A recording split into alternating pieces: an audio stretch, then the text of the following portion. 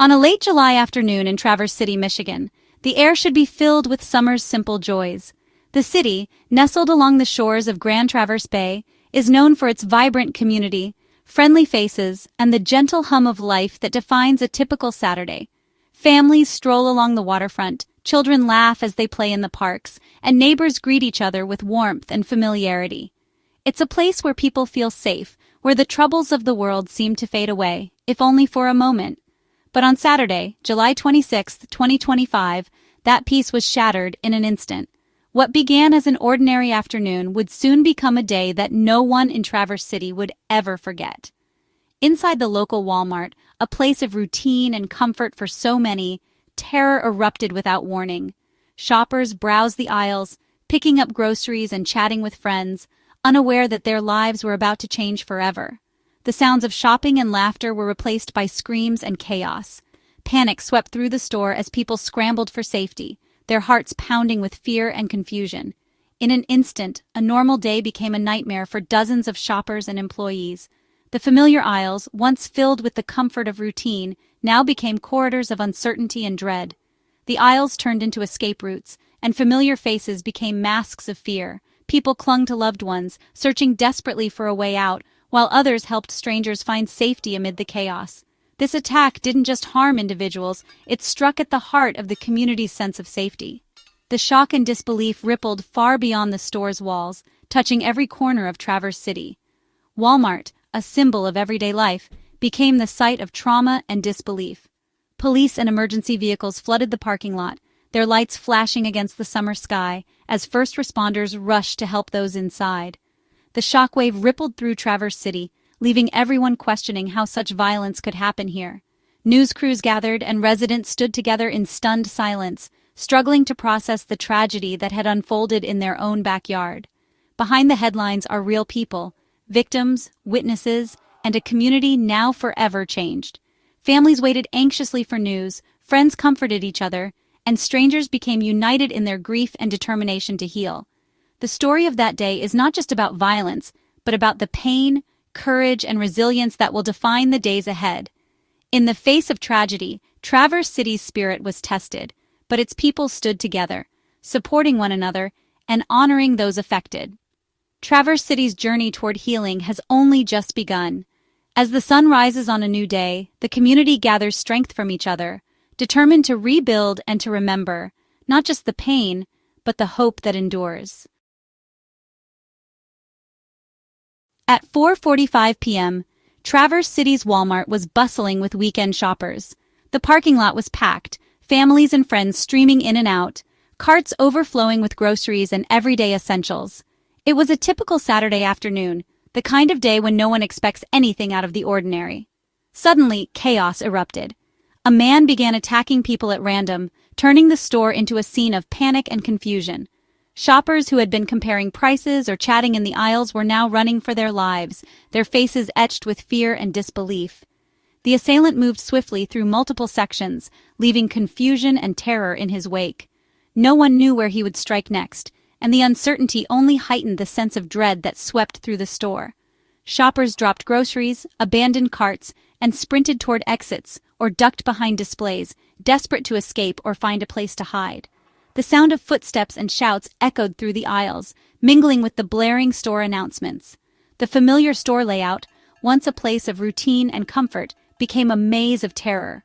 Shelves that once held snacks and cleaning supplies now served as makeshift barricades for those seeking shelter. Many didn't understand what was happening. Was it a fight, a robbery, or something even worse? Rumors spread quickly among the frightened crowd, but the truth was far more horrifying than anyone could have imagined. The victims were men and women, young and old, from all walks of life. In that moment, they were united only by being in the wrong place at the wrong time, their ordinary day shattered in an instant. Emergency calls went out as terrified shoppers and employees hid wherever they could, behind shelves, in storage rooms, or crouched beneath checkout counters. Some whispered frantic messages to loved ones, while others tried to stay as quiet as possible, hoping not to be found.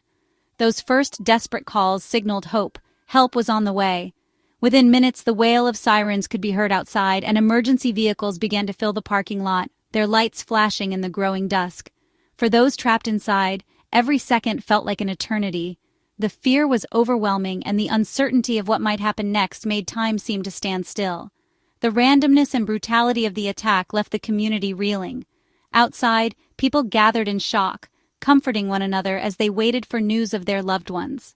In just a few minutes, a routine Saturday was transformed into a tragedy that would haunt Traverse City for years to come. Law enforcement quickly identified the suspect, a 42-year-old man acting alone. His name remains withheld as the investigation continues. The weapon, a folding knife, was ordinary but used to inflict extraordinary harm. 11 people were wounded in a spree that seemed to have no motive or target. Authorities say there's no known connection between the suspect and victims.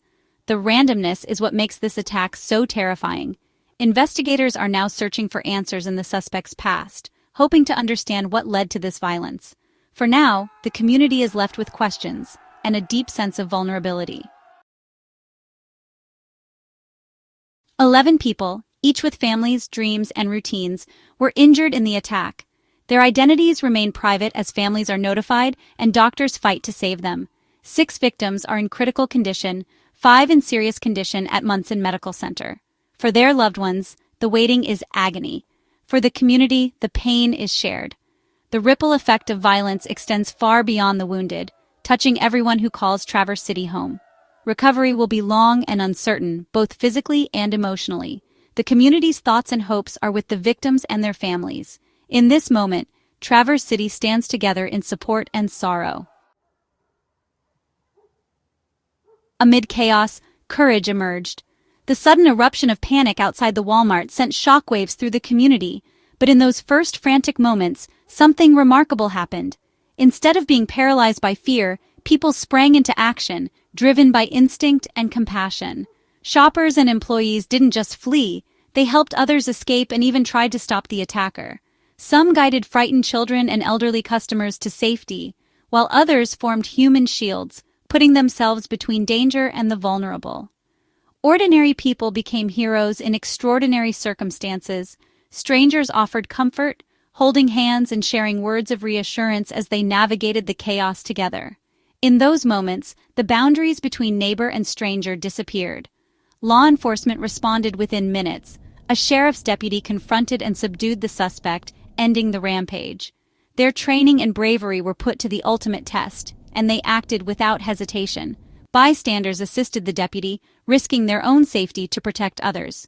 Some provided crucial information, while others physically intervened, showing that heroism can come from anyone, at any moment.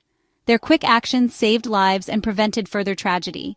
The seamless cooperation between first responders and civilians was a testament to the power of unity in the face of adversity. After the suspect was in custody, people rushed to help the wounded, using whatever they could to provide first aid. Scarves became bandages, and strangers became caregivers, working side by side until paramedics arrived. In those critical moments, compassion and bravery shone through the darkness. The selfless acts of kindness and courage became a beacon of hope amid the turmoil. The partnership between citizens and law enforcement was vital. Together, they formed a united front, determined to protect and heal their community. These acts of heroism are a testament to the strength of the community. In the aftermath, people gathered to support one another, offering shoulders to cry on and hands to hold. In the face of terror, Traverse City's best instincts prevailed. The city's resilience and unity became a source of inspiration for all who witnessed it. The response was swift, selfless, and life-saving. Every second counted, and every action taken made a difference in the outcome. Even in tragedy, humanity endured. The courage, compassion, and unity displayed that day will be remembered as a defining moment for Traverse City, a reminder that together we can overcome even the darkest of times. Tiffany DeFell, a local resident, witnessed the aftermath from the parking lot. Emergency vehicles swarmed the scene, lights flashing, sirens blaring, a surreal sight in her hometown. Shoppers fled the store, some in tears, others frantically calling loved ones. Tiffany described it as like a movie, unreal, terrifying, unforgettable. Her account brings the tragedy into sharp, personal focus. The fear and disbelief she felt mirror the emotions of the entire community. Anyone could have been there. Anyone could have witnessed that chaos. Tiffany's story is a reminder of our shared vulnerability and our shared humanity. Her words help us feel the true weight of what Traverse City endured. In the aftermath, Sheriff Michael Shea addressed the public. 11 is 11 too many, but thank God it wasn't more, he said, capturing the day's sorrow and relief. He confirmed the attack was random, with no evidence of targeted victims. Shea praised the bravery of deputies and citizens who intervened. His leadership offered reassurance and clarity amid confusion. In times of crisis, clear communication is essential, and Shea's words helped guide the community through shock and grief. His message, Traverse City is wounded but not broken. As the attack unfolded, Munson Medical Center activated its emergency response. Doctors, nurses, and staff prepared to treat the wounded, transforming the ER into a trauma center. The hospital confirmed it was caring for 11 victims, providing calm, reliable updates to the public. Medical teams worked tirelessly, fighting to save lives and comfort families. Munson became the focal point of hope for the entire community. The dedication of healthcare workers is a testament to their commitment and compassion. In crisis, Munson Medical Center stood as a beacon of skill and care. The day after, Traverse City is quiet, its people stunned and grieving. The Walmart stands silent, a stark reminder of what was lost. Fear and sadness linger, but so does a sense of unity. Parents hold their children tighter, neighbors look out for one another. Vigils are planned, fundraisers launched, and support pours in for the victims. In tragedy, the community's true spirit emerges, resilient, compassionate, determined to heal. The scars of July 26th will remain, but they do not define Traverse City.